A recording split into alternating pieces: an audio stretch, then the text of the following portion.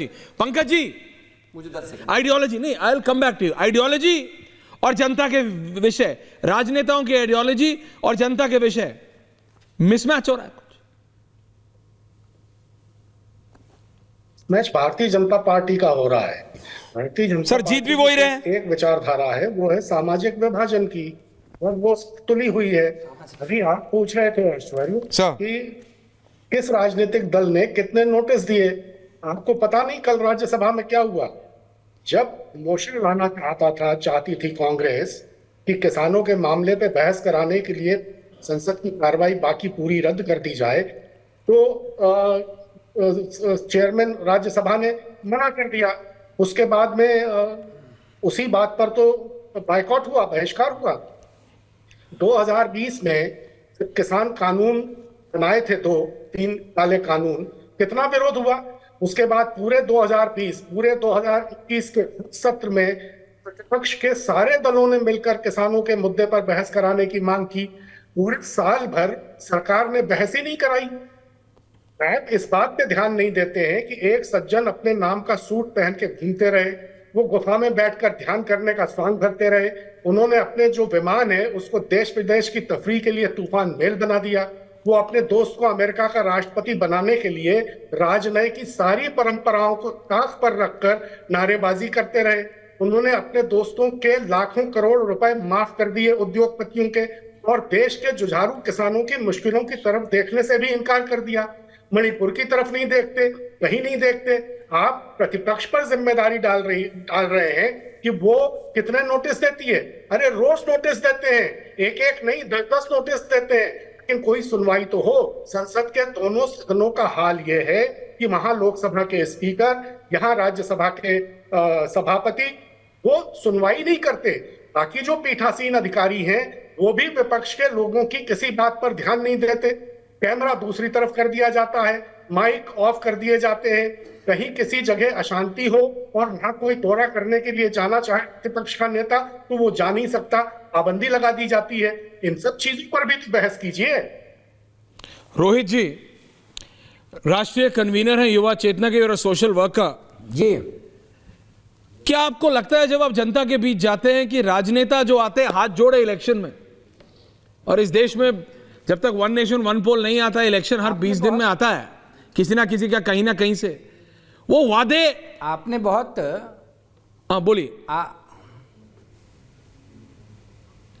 आपने बहुत अच्छा इशू उठाया आइडियोलॉजी का, और आप महाराष्ट्र की जो आज सरकार ने शपथ लिया है उसमें 3 राजनीतिक दलों के महासंगम के संदर्भ में आइडियोलॉजी का जो विश्लेषण किया, मैं इसको 40-45 साल पीछे ले चलता हूं। 1974 में स्वर्गीय इंदिरा गांधी जी की तानाशाही के खिलाफ जो आपातकाल उन्होंने लगाया, सभी राजनीतिक दल और खासकर जयप्रकाश नारायण जी, राम मनोहर लोहिया जी की विचारधारा पर चलने वाले राजनीतिक दलों ने, राजनेताओं ने कांग्रेस के खिलाफ शंखनाद किया, लड़ाई लड़ी कांग्रेस के खिलाफ, कांग्रेस के भ्रष्टाचार के खिलाफ, तानाशाही के खिलाफ, कांग्रेस की अन्य गलत नीतियों के खिलाफ जो लड़ाई प्रारंभ हुई, आज वो सभी सोशलिस्ट विद्यालय के निकले हुए विद्यार्थी जो दिग्गज राजनेता बने या उनके परिवार की परंपरा का संवाहक बनकर के जो राजनीति कर रहे हैं, वो सभी लोग कांग्रेस पार्टी के चरण चुंबन में व्यस्त हैं।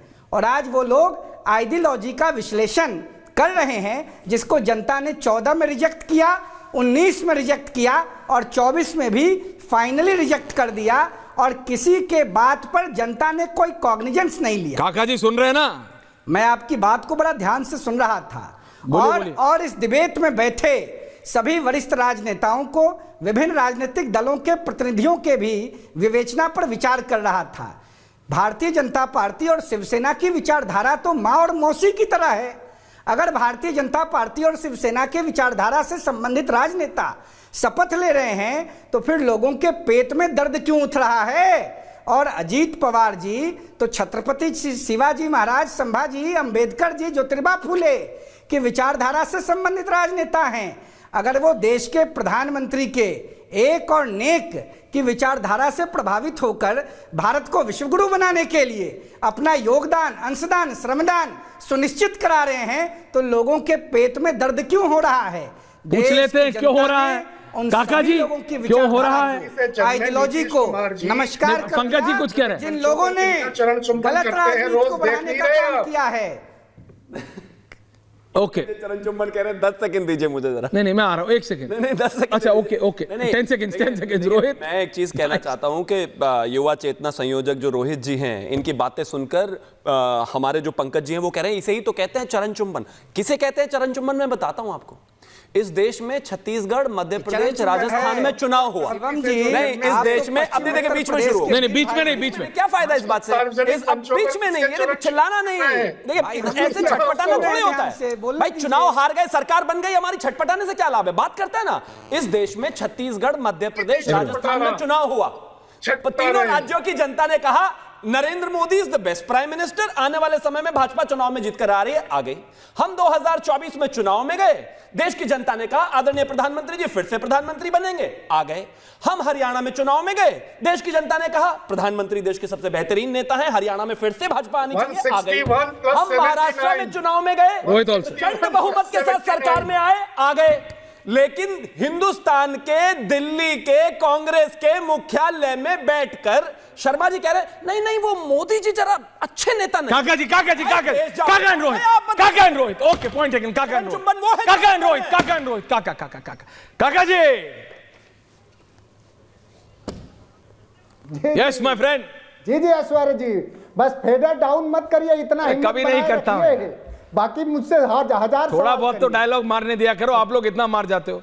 कब करता हूं? हाँ बोलिए, ऐसा मत किया कीजिए। हाँ बोलिए, एवरीवन ऑन है, बोलिए बोलिए बोलिए। एक वो शेर है कि शेर सुनाओ यार। वो शेर है कि हर एक बात पे कहता है तू कि तू क्या है, तुम ही कहो कि अंदाजे गुफ्तगू क्या है। और बना है शाह का मुसाहिब फिरता इतराता, वरना इस शहर में तेरी आबरू क्या है।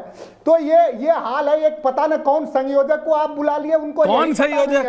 युवा आदमी आपके, युवा आदमी आपसे बर्दाश्त नहीं हो रहा। और 67 में, अरे सुनिए तो, बोलिए बोलिए, अरे सुनिए तो, अरे आंकड़े तो सुनिए। जो लोहिया जी 12 अक्टूबर 1967 को ही जिनका देहांत हो गया था, उसको 75 में इमरजेंसी के बाद जेपी के साथ जो आदमी दिखा रहा था, ऐसे मतलब कहां से आप बुला लाते हैं ऐसे लोगों को? मैं तो आपको तो बड़ा विद्वान है और मैं समझता हूं कि आप बहुत ही आपकी जो विचारधारा है और रोहित अपना जस्टिफिकेशन करने दीजिए ना, करने दीजिए। रोहित अपने आप जवाब देंगे। टीवी पे आने के जिनको कुछ पता ऐसा ही नहीं है कि कब किसको मैंने कहाँ खड़ा 67 कर में देंगे, कहा कि जब लोहिया जी नहीं देहांत हुआ, और 1974 में कांग्रेस की भ्रष्टाचार के खिलाफ जिन लोगों ने लोहिया आपने पर्सनल कमेंट किया इसलिए जवाब देने का मौका। वापस आऊंगा काका जी, आपने पर्सनल अटैक किया इसलिए वो जवाब देगा। थोड़े बोल दीजिएगा। I am coming back on topic. उठा के लाए हैं, अपना अस्तित्व देखिए पहले। मैंने कहा कि लोहिया और जयप्रकाश के सिद्धांतों का प्रतिपादन करने का दावा जिन राजनेताओं, ये इतना हिंदी नहीं समझ पाते हैं। कांग्रेस की गोद में बैठकर रोहित, कांग्रेस का चरण चुंबन, रोहित आप इनका स्टाइल समझिए। ये रोहित, ये सब रोहित समझिए, ये सब लंदन। अब समझिए, अगर यही बात आपने इंग्लिश में बोली होती तो मनोज सिंह काका would have very easily understood it. Please understand, please understand. ये चार्टर फ्लाइट वाले ये खुद भूल जाते हैं कि लखनऊ से कितनी, नहीं लखनऊ से कितनी चार्टर फ्लाइट रत्नाकर जी धीमे धीमे